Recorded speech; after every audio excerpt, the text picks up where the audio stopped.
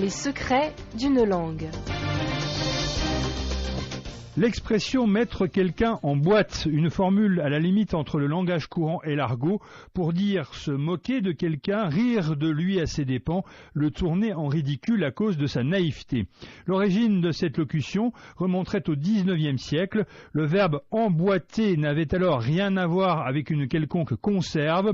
Comme l'explique le Trésor de la langue française, emboîter voulait dire railler quelqu'un, ironiser sur son cas ou le siffler. Parmi ceux qui craignait le plus cet emboîtage, pour reprendre le mot que j'ai trouvé chez certains auteurs, il y avait les acteurs de théâtre à qui cette expression semblait particulièrement destinée. Farge a bien failli se faire emboîter tout à l'heure, écrit ainsi Georges Duhamel en 1941 dans son roman Suzanne et les jeunes hommes, qui raconte l'histoire d'une actrice de théâtre à Paris connue.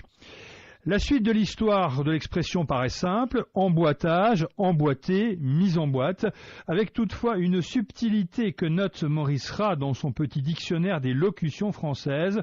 Mettre en boîte revient aussi, en plus de se moquer, à empêcher la personne de répondre et de se tirer d'affaire, grâce à l'image de l'immobilisation et de l'enfermement que comporte la notion de boîte, mais cette fois boîte au sens de récipient qu'on peut fermer avec un couvercle pour empêcher son contenu d'en sortir, et donc par métaphore comme pour empêcher l'intéressé de se défendre.